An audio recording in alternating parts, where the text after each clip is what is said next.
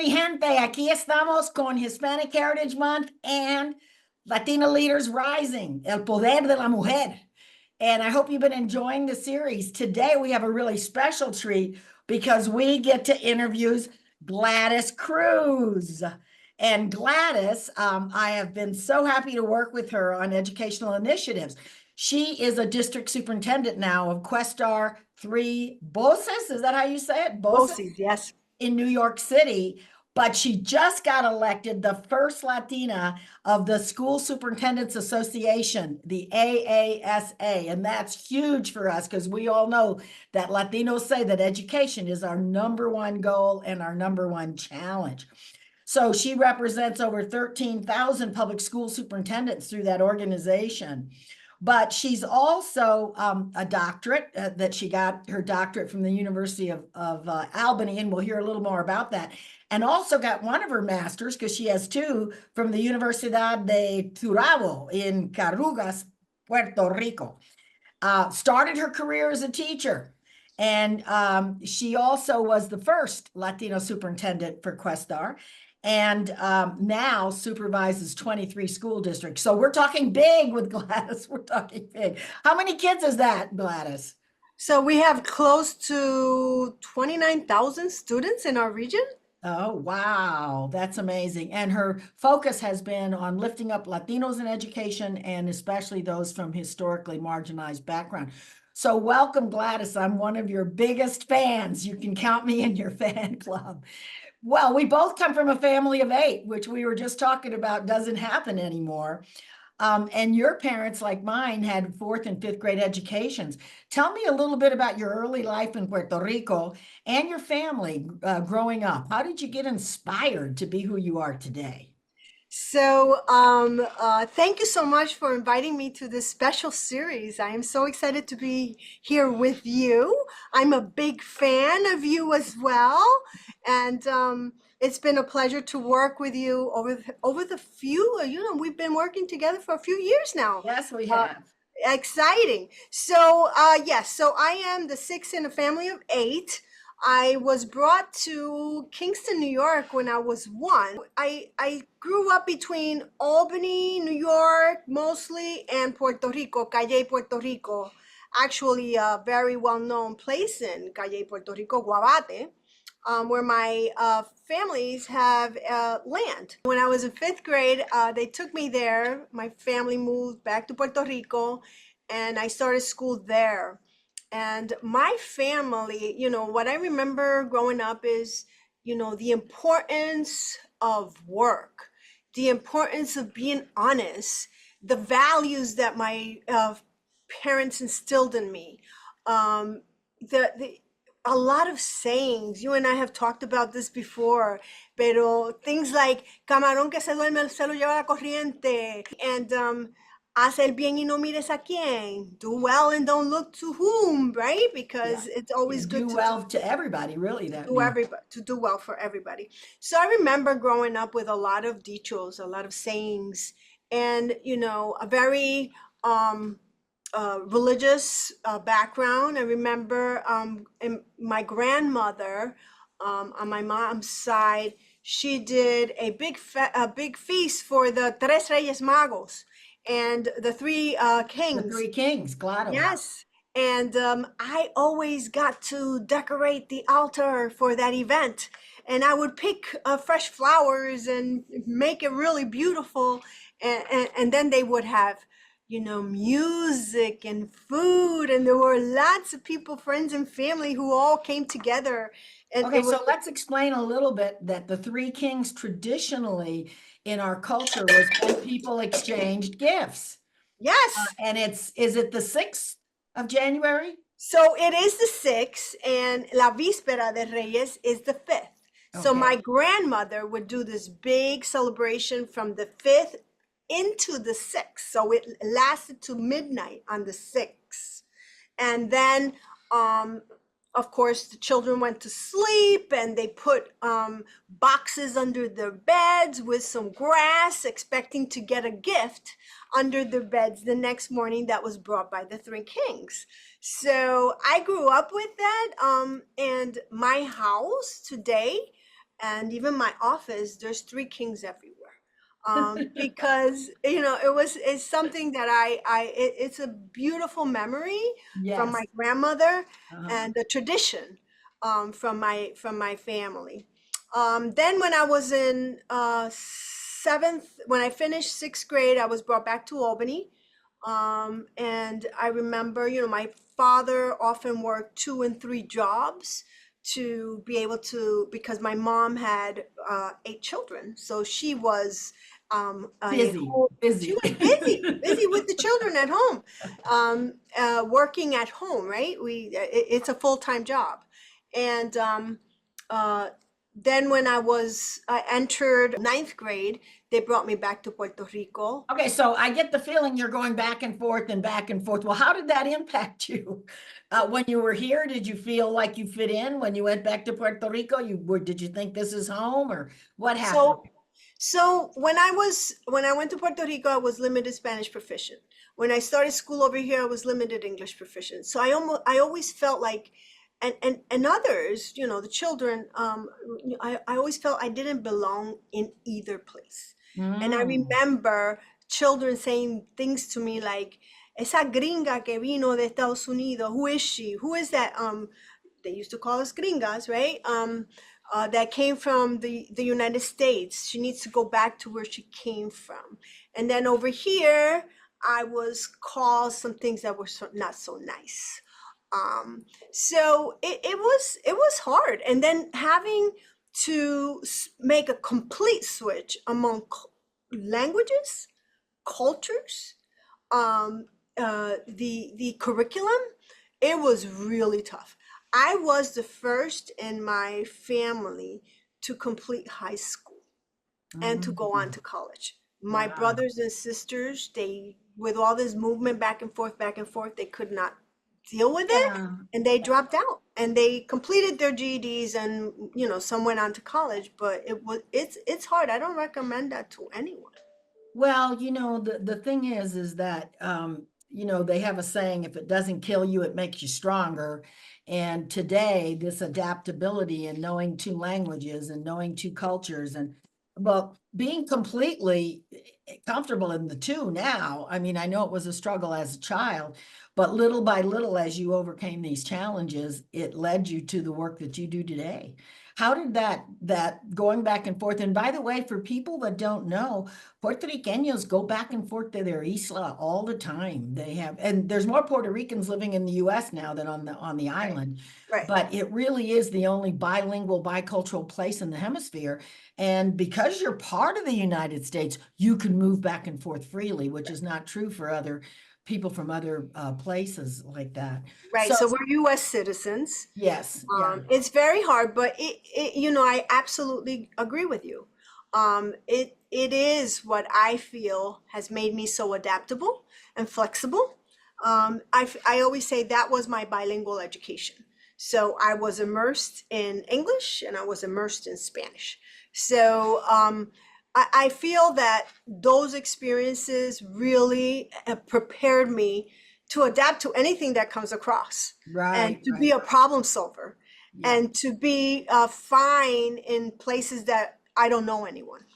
Well, not only that, the idea of cultural adaptability as we move into this multicultural age where, whether you go to the grocery store or you go get some gas or it's the mailman or we are living in a multicultural global world, and that cultural adaptability and agility is one of the skills you need. So you were really prepared for that as a very young age.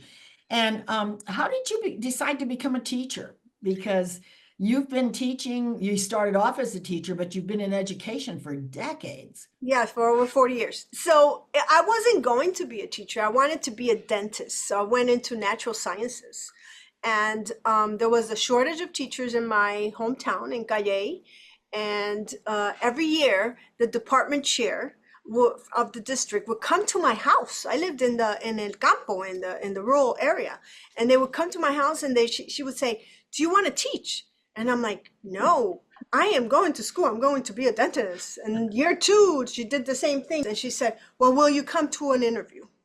And I said, "Sure." And that really, I did really well in the interview. I was fully bilingual, and that they really reeled me in. And I changed my major, and I went into But was it teaching. like a light going off? This is something I can do, something I'm good at, something I'm called to. Yes, and then I don't regret a minute. It has been an amazing journey. Education is for many of us the way to a better future, and that was how I saw it. So I was honored to be a co-teacher in my early years. And it was just a great experience to learn from different master teachers. That's beautiful. And then tell us about your PhD, because that was kind of another one of those aha things that happened. And I want people that are listening to realize, that, people get their PhDs at 50 and at 60, you can always keep learning. And so you ended up getting a PhD as well. Yeah, so I was doing my master's at the University of El Turabo in Gurabo, Puerto Rico, and I found it was a poster, like a little flyer on the wall in the education And department we that don't even have posters anymore. yeah, it was like a sheet of paper, a little flyer that said PhD fellowships at the University at Albany, and I went, Albany. Oh my goodness. Oh my I God, can that's where close I that grew up. circle. Right. And I can close that circle. And so I applied. I was on a wait list. Last minute they called me, and they said there's an opening because one of the students can't do the program. Do you still want it? I said yes. And so I rented my house. I sold a lot of my things. I packed up my two children, and I came over here So in in my 1993. work, I call this destino. I call this your destiny calling you forth and opening the door. I always say to people, when opportunity knocks, when something comes your way, like this PhD program, which is pretty amazing, it's your destiny saying, Gladys, you're going to need a PhD for your work in the future. Yes, and I came and I haven't looked back. This month actually, I came in August 1993. It's what, 31 years Uh-huh. that I've been here. Yeah. And I think the most important thing you can do is say yes. seguro, sí se puede.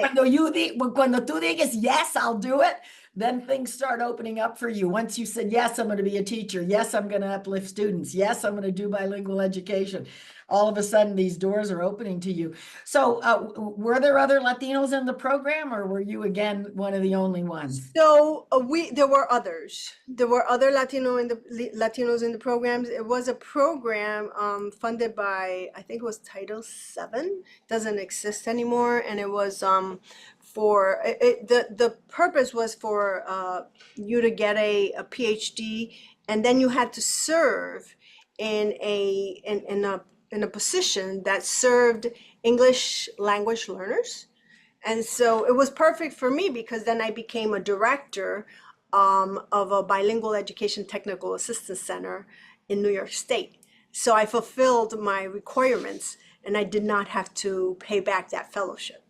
So Woo! What yeah, a so it great was it gift. was What a great. great gift. And something that has paid back over and over and over again in the welfare of our. You've done some pretty amazing things in addition to becoming a superintendent. Tell me what that was like, first of all, because we only have 3% of superintendents in the United States that are Latinos. I don't know about Latina in that mix, Yeah. but what was that like? So when my former superintendent retired, he recommended that I be appointed as the chief operating officer until they did a search. And when they started to do a search, I told the board I am going to apply. And he said, and he encouraged me to apply, and so I applied, and I went through the process of becoming the superintendent. I had been his deputy superintendent, so I knew how the place ran. I've been here for over 26 years. So it was being the first district superintendent female in the state, there had been only one other First in the state? in the district superintendent of this, because there's 37 BOCES across the state. And the only other Latino that had been a district superintendent prior to me had been Dan Domenech, who was the executive director of ASA for 15 years. He just retired last 2 years That's the American Association of Superintendents, folks. Yes. So, so I was the first Latina district superintendent, and I've been in this role now for 10 years. I love my job. I love it because I can impact children directly. I love speaking to kids and asking them, if you could change anything, what would that be? And what do they say? So I have had students say, can you change this program or this program? And then I do. And then when I go back, they thank me. Wow. So if you ask, we have to ask our children, our students, more about what they want and what they expect, because they give us some really good answers. And we then have to act on those responses because they know what they want. Yeah, and I was going to ask you, that if you could wave a magic wand and fix the American educational system, what are some things that you would do? Because you're in charge of 23 school districts now, right? Right. So, I think it's important to really establish those relationships with all the stakeholders. I work with boards of education. I work with superintendents. I work with teachers. I work with different district-wide administrators. And I always go to the students. So whenever I can speak to the students about different topics, about DEI, about, they really have some very good recommendations. Last year, we piloted a program about DEI with Empower Teen. I have a nice, I always have to look at, I have a nice t-shirt here. Empower Teen Voices, Empowering Teen Voices. And, these students took it upon themselves with an advisor from their district to continue to have conversations. And when I came to one of the sessions and one of the students said, we're happy to have these conversations. Sometimes it's the adults that don't want to have the conversation. Right. That shy away from the conversations.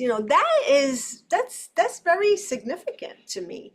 So I hear that the first thing you would do is put in some systems for student input and maybe student empowerment.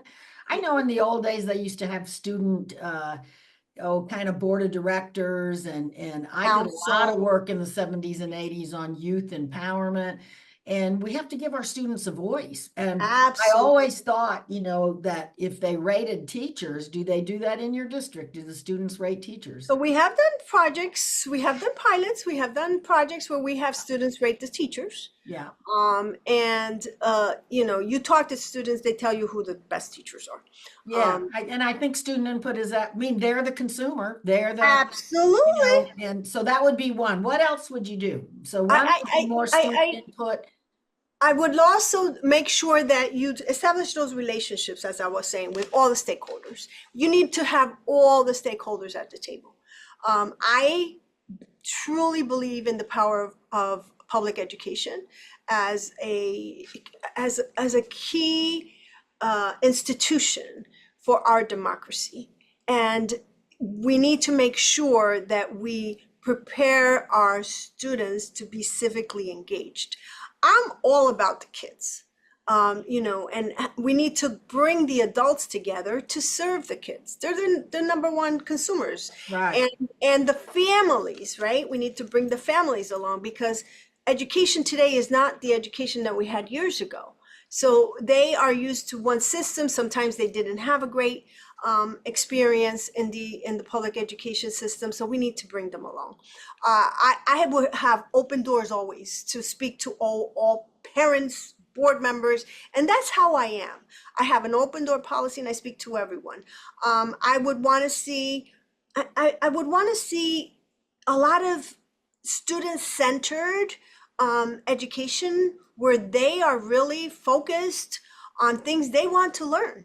We have 2 technical schools, And those kids are passionate about those Yeah, trainings. yeah. You know, that's what gets them excited. We have students that are getting licensed as private pilots. That's what they want. Wow. So that those are the things that we need to pay attention to so that we can ensure that the future will be better. I run a Hispanic Youth Leadership Institute. I've been working with that I program. love this institute. Tell us all about it. How many years? So I've been working with this institute since I've been here. So for over 30 years. Wow. And you know, you see the impact the institute activities have on the students in that participate. Thousands and thousands have gone through this program for over 30 years, 35 years right now. This is the 35th year. And it's just powerful to see students debating bills, taking stands on arguments that are backed up by research and data, and just you taking those leadership activities very seriously, sitting in the seats of assembly members and representing them. You see the assembly members walking around the assembly chamber when they do that, and they're like, wow, you Yeah, know. so talk a little bit about the purpose, because you didn't overview what they do. I know they go to the state assembly. I know they do Yes. So the presentations. purpose is They really study to, public policy. yes. So this program was put in place by Assemblyman Angelo de Toro, late Assemblyman Angelo de Toro. He felt that the Hispanic population, Puerto Ricans, were not getting involved in politics and voting and registering and voting. And he said, what if we create a program where we can get them younger? And so we can start developing them to be interested in the political process. So I would say that he has to be smiling from above, because this program really creates some very strong activists. They become very engaged in the political process. They vote. They work with assembly members and senators in our state and beyond. They're great role models. They advocate in their school communities for things that affect their Hispanic community. This program absolutely changes kids. The parents tell us that this program changes the kids. You've been you've been fortunate to be Yes, at to some be of these able to programs. witness this. And how many kids go through every year? Because it's a large. So we have hundreds, and we bring 275 to the institute, but we leave behind probably about 275. So Wow. because So they get altogether, picked yeah, among, they have regional trainings. You can find more information on our website at and prhyli.org. we'll put that all up on your interview, but it is really something to check out. And one thing I think our community needs to do more of is to, and I hope, people will look this up, because it's not in every state. And yet I did youth involvement activities in the 60s and 70s. I even worked with a group of youth that were advisors to the governor. And our young people are an untapped resource. And you know what? They're ready.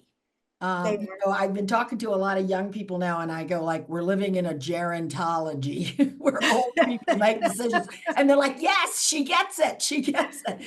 They are ready. And we're going through this transition in generations. So yes, for those of you that are in other states that want to work with youth, look up Gladys's program that she has mentored for so many years, and start thinking about the potential of youth to change this nation, because we really have to support them, their futures. There's so many challenges that they have to face today, from global change, or global climate change, to not being able to buy a home, stagnant wages, getting out of college and having debt but no job. So let's get together with this and start doing this kind of thing, because this program is like a little piece of dynamite. So, we're approaching so much differences in our community. What is it that really that you love about being Latino? What inspires you about our culture? So I feel very comfortable in my skin, and I love that we are very family oriented. We like to party. We like to have groups together. We like to bring people together. We're very collaborative. We are. We are like the extended family to everyone. We love music. It's just a ongoing party, right? Well, you mentioned hard work, so Latinos like to work hard. We have the highest participation, and work to us is not really work. It's a way to make a contribution. And one thing I really love about you, Gladys, is that you're so in sync with your purpose. And you've been, you've been on the same path, and you're making so many contributions now. Tell us, for example, about ALAS, because that's really a Latino initiative that you have worked with, particularly in New York, but across the nation. So yes, so ALAS is the Association of Latino Administrators, and what we do is we foster the Hispanic administrators, right? And ensuring that that we have that pipeline. So I am a board member in the New York State ALAS, and I We have love. chapters across the country. Right, we have chapters across the country, and I just really, we need to continue to develop our Latino pipeline because there's not enough of us representing us at the top of the education system and in different businesses, and we really have to our school systems especially have to be more like our students. So you know that the Hispanic population is one of the fastest growing populations in the country, and we don't see that represented in our schools, and not even Wow. in the teachers. I was fortunate, with my experience that I had a lot of Puerto Rican teachers when I went to Puerto Rico, but not here. You don't see a lot of Hispanic, not even Hispanic teachers. Right. Yeah, like we said, we're only 3% of superintendents. And ALICE has special programs to help Latino principals become superintendents. And I know just by looking at your life, we can see the magic sauce of what happens when a Latino steps into leadership. They bring others along, they do youth programs, they work with ALICE, they look at how they can have input from the students, they include the families. There's so many of our values that we need to integrate into education to make education better for everybody, not just for Latinos. Not to mention that being bilingual is now considered a skill. Do you all give certificates for being bilingual in New York? So there is a biliteracy seal. So we Yes, do. Yes, we do. yeah. And this program, the Puerto Rican Hispanic Youth Leadership Institute, students can use this program to fulfill some of the requirements for their seal of biliteracy. That's so great because, it used to be when I was in school, you couldn't speak Spanish. Like you said, people ridiculed you, speak English, speak Spanish. And now being bilingual is one of the top skills you're going to need in the multicultural age. One of the things I was thinking about is, what is a challenge? Because people are looking at you now and you're saying, wow, this Gladys, she has her PhD. She's 23 school districts. She's now the president of the American Association of Superintendents. What about some overcoming challenges that you did that maybe you can talk about so that we have a lesson from you? One of the most difficult challenges was, the language, Hmm. and adapting to a new culture. But I think that at the end, you start to feel comfortable in places that you're the first one, you are the only one, and somebody has to do it. right? Right, right. Somebody has to do it. Yesterday, I was saying that I'm no longer afraid of white males because when I taught at the Center for Creative Leadership, I used to teach courses that were mainly white males. And I also had generals in my class. But I was already in my 50s. And the young women that are listening now, when they are the first one or the imposter syndrome, or they don't understand how to act in this new environment. So, what are some of the tips to be able to really So just be who you are. be Don't who try to you be are? something else, right? Yeah, yes. And be proud of where you come from, and try to bring others along. Make sure that you stand for the right things and for your values. You know, that's something that I will always do wherever I am. I stand up for what I believe. And you know, nobody will ever be able to tell me, do this if I don't believe in it. Mm, It's just not me. right. Um, so I think you need to learn to live in your skin and be proud of who you are. Um, Being bilingual, as Secretary Cardona says, is a superpower, and we need He's the to. he, by the way, who those of you don't know, he's the Secretary of Education under Biden, and he is fabulous. Is he Puerto Rican? He is Puerto Rican. Yeah, Yes. amazing. Well, one thing about Puerto Ricans is that they do, because of the universities in Puerto Rico, if you can get in, you don't have the kind of tuition you have in the United States. Right. So a lot of Puerto Ricans are actually well educated, and he's a great example. He's such an inspiration for everyone. Absolutely. And that's the point, I think, that we need to make it clear. It is worth it to do this leadership journey, because when you get there, like you or like he's been able to do with changing the whole story about bilingualism, because I heard him speak on bilingualism is our superpower, and talking about the journey and his commitment to students. It's worth it to go on this leadership journey because you get to really impact more people and make a difference in their lives. Absolutely. And that's what, really brought me to where I am today. It's about, if I could do something to change the life of one child every day, that's what I want to do. Yeah, yeah.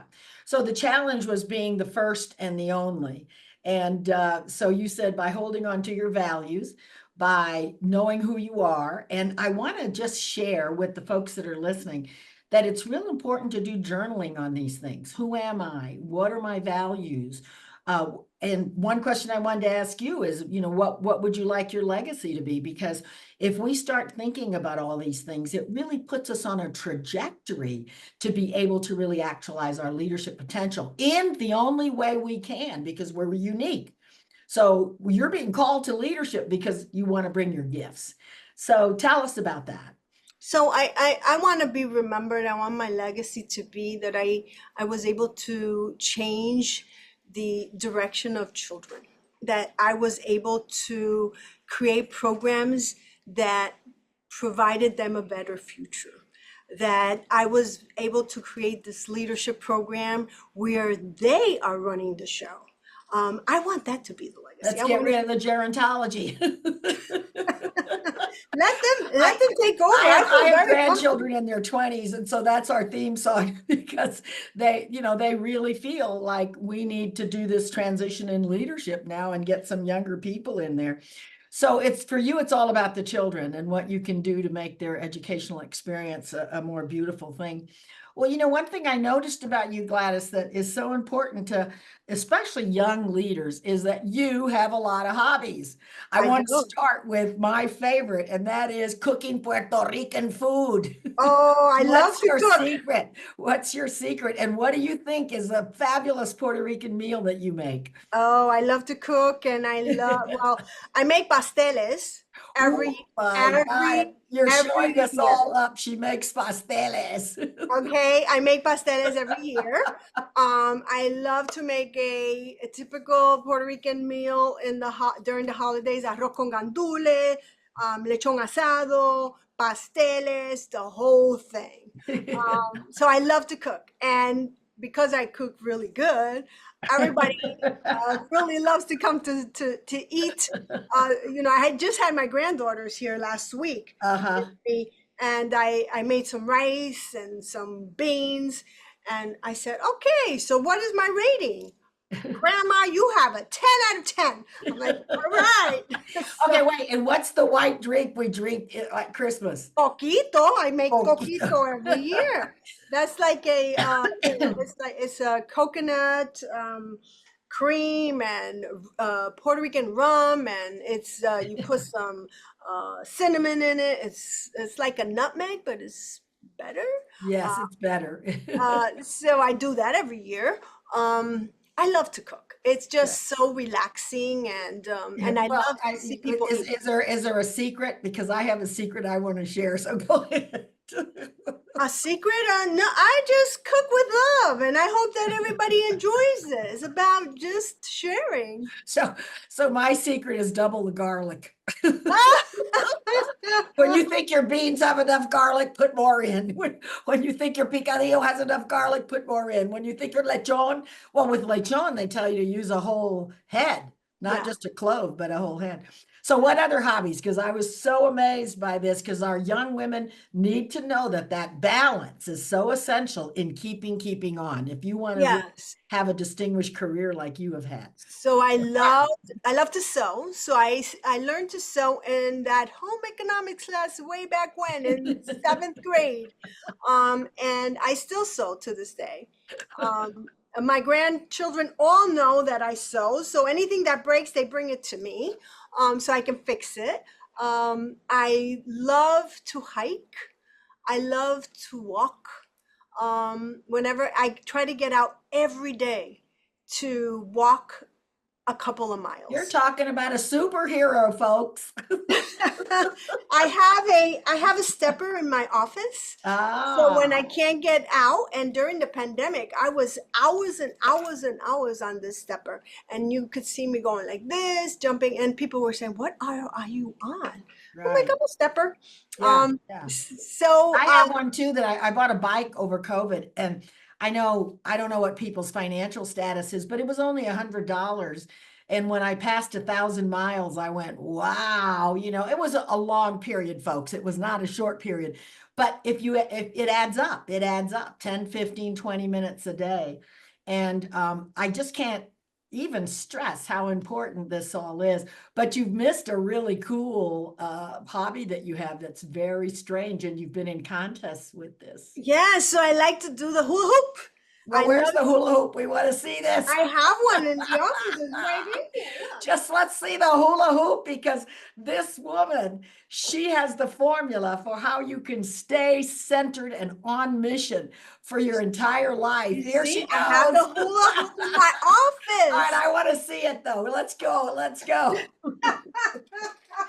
I never could quite get the hula hoop, but you've been in contests, I can correct? do the hula hoop. Let me see if I don't crash here with all my plants. I can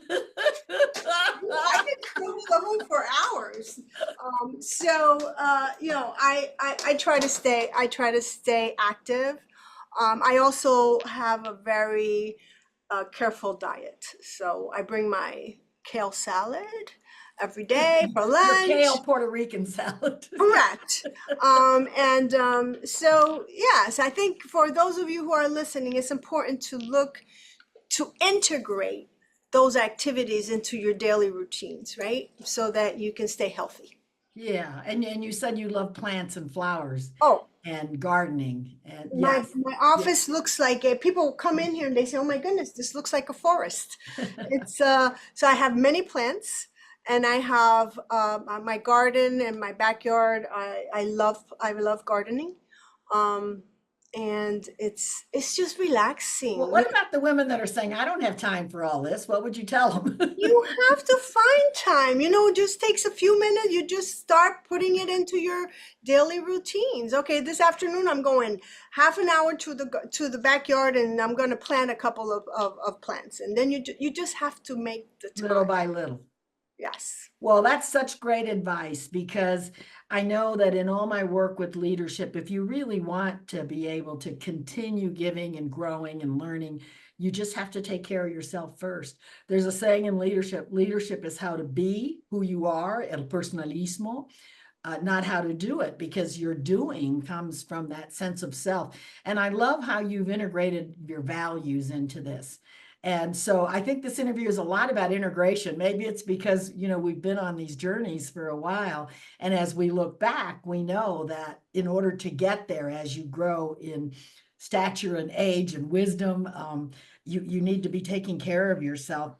So anyway, what advice would you give our educators that are in schools? By the way, I have a really neat thing to share. One of my former students just became vice president of the Denver school board. And Oh, wow. yeah, which is wonderful because Marlene's been an advocate for students and parents for many years.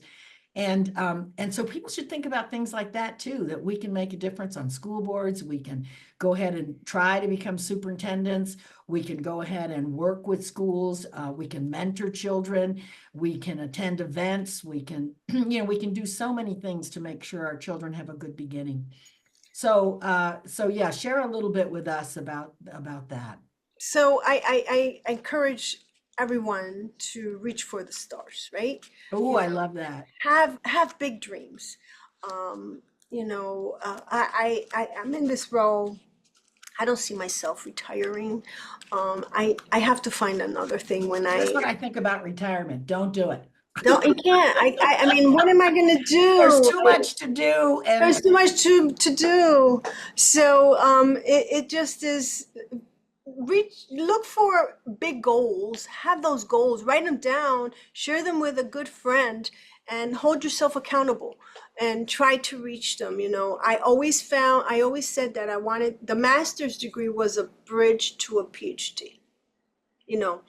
When I was around 6 years old, I saw my family and they weren't, none of them, they weren't going to school. They were working really hard in different jobs. And I said, I remember a vision.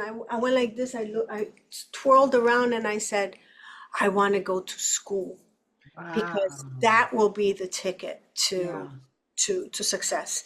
And I really truly believe that you need to find ways. There are a lot of supports out there, a lot of unused grants and that are earmarked for Hispanics. Look for ways to continue to grow professionally and personally. yeah. Well, leaders are lifelong learners. That's what distinguishes leaders from from people, is that they're constantly learning and growing and getting better at what they do. And if they make a mistake, they learn from it, so it still made them better. That's right. Even if you stumble, or even if you take a wrong turn and have to make a course adjustment, you learned something, so that made you a better leader. And Well, pa'lante. yeah, para adelante, siempre, para adelante. Any words for Puerto Riqueñas that are listening? Just a uh, special little treat for them. And then I want to close with you telling us, because this is our time. Latina leaders are rising. What makes us such great leaders? So, for all the Puerto Rican women out there, go after your big goals and become a leader in whatever, profession you want. But if you are in education, try to be that superintendent. We need more superintendents that look like our children. And you can do it. Don't ever let anybody tell you you can't do it. You can do it. It may be hard. Sometimes the road isn't easy. It's never easy, but you have the persistence. You can do it. Yeah, and the other thing I was going to say, Gladys, is join ALICE or find out about the Association of Absolutely. Latino Superintendents, because we cannot do this alone. And you and I Absolutely. have spent much time putting together organizations that can help women and that can help educators. So get connected. That's so important. Connect, network, Right. network. Get yourself a mentor. Get yourself a coach.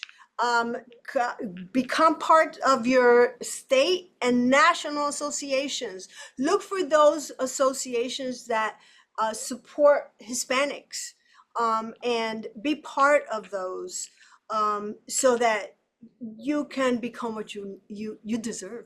Yeah. Well, I also would like to say to Puerto Ricanos, uh, because I trained for in Puerto Rico for the Peace Corps, so I consider myself to have a Puerto Rican heart.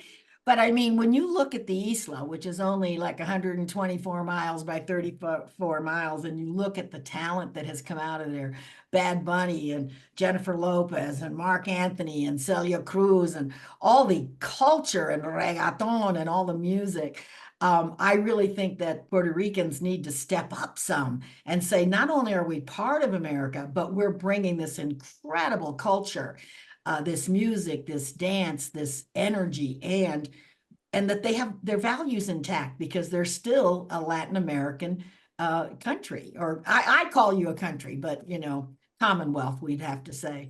So yes, so I really want Puerto Ricanos to step up and really make a saying about this, not to mention all our Puerto Rican intellectuals like you that we have. And then finally, here we have Latina leaders rising. What do you think makes Latinas such great leaders?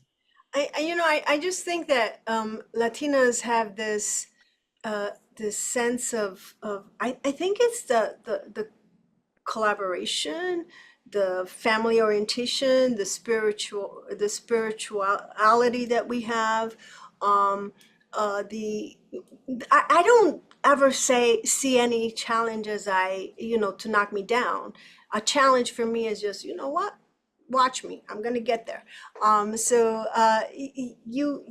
We have this in our DNA, and we just need to make sure we use it and that we achieve what we want to achieve and where we want to go to make this world a better place for everyone.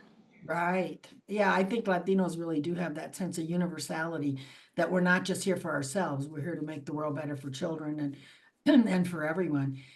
And the other thing I think that's so important about Latina leaders is that we have that sense of bienvenido, or Yeah. openness. It's in our DNA to welcome others. And so that's why I always say we're the prototype for the new century, because we're multicultural, we're global, and we also have that sense of compassion. One thing I want to say about you, Gladys, as you close, I've worked with a lot of leaders, but this sense of self that you have, this sense of centeredness, this sense of I've been on this path for decades and I'm going to continue, and how you've opened doors, and as you move up, you bring others with us. And we haven't talked too much about your presidency of the American Association of Superintendents, but that's so important to have all these superintendents now seeing that it's a Latina that has taken the helm of this national organization. So I really want to thank you from the bottom of my heart for all that you've done for so many children for so many years. And to thank you also for sharing your wisdom with us, because you really exemplify what Latinas can do to make sure that they continue to make a huge difference in the lives of others as they move forward. So gracias, mujer. Muchas Thank gracias. you. Es un placer. And the other thing you want to know is that if you get into leadership, you get to work with people like Gladys. That's the other great thing about being a leader, is that you really get to interface with other people who have made the same kinds of commitment. Bueno, mujeres, gracias for listening. Gracias, Gladys, for sharing with us. We hope you have a wonderful day, and we look forward to continuing our series during Hispanic Heritage Month. Adios. Adios.